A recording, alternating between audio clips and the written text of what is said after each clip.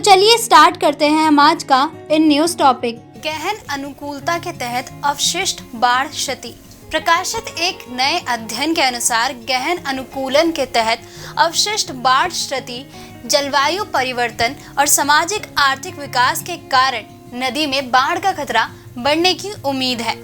गहन अनुकूलन के तहत अवशिष्ट बाढ़ क्षति स्थानीय आर्थिक पारदर्शियों और लागत अनुकूल उपायों के आधार पर अवशिष्ट बाढ़ क्षति यानी RFD की लागत को मापने का प्रयास करके अनुकूलतम बाढ़ उपायों को नियोजित करने की वैश्विक लागत का अनुमान लगाने का प्रयास करती है। अवशिष्ट बाढ़ क्षति RFD का तात्पर्य संभवित अनुकूलन लागतों के आधार पर अनुकूलन रणनीति के तहत बाढ़ क्षति में अपरिहार्य वृद्धि से है। बाढ़ के संदर्भ में अनुकूलन रणनीति में बाढ़ के जोखिम को कम करने के लिए नियोजित अवसंरचनात्मक उपाय शामिल हैं। RFD कुल अपेक्षित वार्षिक क्षति का हिस्सा है। अपेक्षित वार्षिक क्षति विभिन्न घटनाओं पर गणना की गई बाढ़ क्षति का औसत है। इसकी गणना पिछले EDA 1970, 2000 और भविष्य के EDA अनुमानों 1000 वर्षों के आधार पर को घटाकर की जाती है। निष्कर्ष: असम को 943 वर्षों के बाढ़ सुरक्षा उपायों की आवश्यकता होगी ताकि एक संकट को रोका जा सके जैसे कि वह सामना कर रहा है यदि इसकी तैयारी और जलवायु अनुकूलन की गति में वृद्धि नहीं होती है। वर्ष 2022 में बाढ़ की शुरुआत मई के आरंभ में हुई, जिसमें मार्च-मई में औसत वर्षा 62% अधिक वर्षा हुई, जो 10 साल के उच्चतम स्तर पर थी। वर्तमान में असम के 35 में से 33 जिले ब्रह्मपुत्र बेसिन में बाढ़ के कारण प्रभावित हुए हैं। इस वर्ष 4.2 मिलियन से अधिक लोग बाढ़ से प्रभावित हुए हैं, जबकि 20 जून तक 1 लाख हेक्टेयर से अधिक फसल भूमि को नुकसान पहुंचा है। बिहार, उत्तर प्रदेश और मेघालय जैसे अन्य बाढ़ प्रवण राज्यों को क्रमशः 966, 935 और 996 वर्षों की आवश्यकता होगी।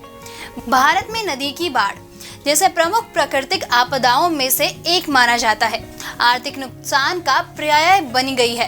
केंद्रीय जल आयोग के अनुसार वर्ष 1953 से 2017 तक देश में बाढ़ से संबंधित कुल नुकसान 37 लाख करोड़ रुपए से अधिक होने का अनुमान है।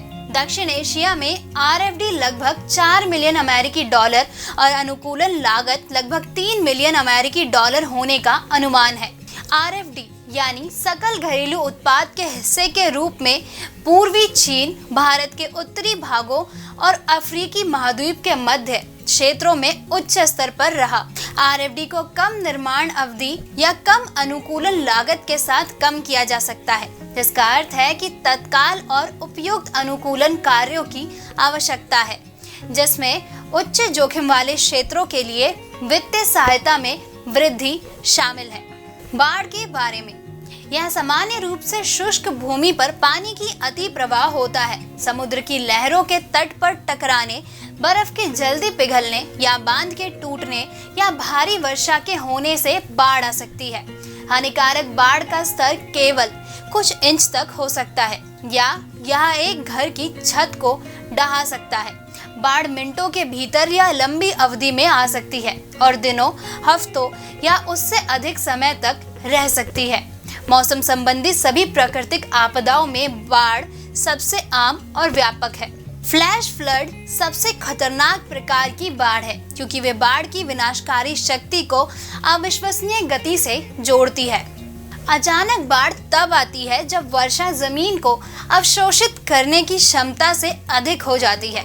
जब पानी समान रूप से सूखी खाड़ियों या नालों में भर जाता है या पर्याप्त पानी जमा हो जाता है, तब फ्लैश फ्लड की उपस्थिति पैदा हो जाती है, जिससे पानी की धाराएं किनारों को पार कर जाती है, जिससे कम समय में ही पानी से बढ़ जाता है। यह फ्लैश फ्लड वर्षा के कुछ मिनटों के भीतर ही हो जाता है, जिसके कारण जनता को चेतावनी देना या उनकी सुरक्षा के उपाय के लिए कम समय मिल पाता है। क्या है उपाय?